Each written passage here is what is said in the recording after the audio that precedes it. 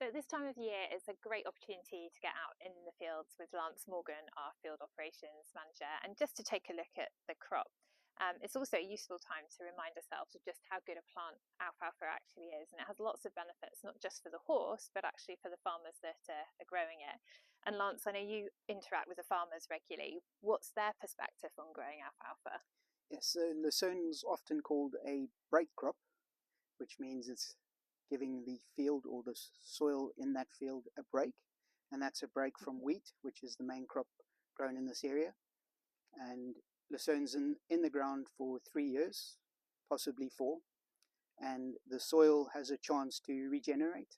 All the microbes are not being disturbed by cultivation or tillage, and so 3 years to build up and regenerate itself.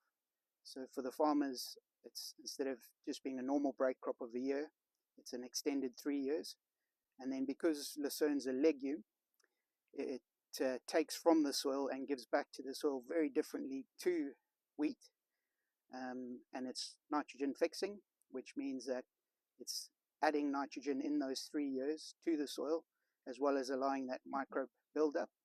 There are so many parallels. I always find it fascinating because the microbiome in the horse, we know we don't want to make sudden changes to their diet, and actually increasingly we're applying that to the soil as well. So turning it over when you typically plough in conventional agriculture or in your own garden if you're growing vegetables, actually then damages that microbiome in a similar sort of way. You're disrupting everything, and that's not good, just as it isn't for the horse, which is fascinating really.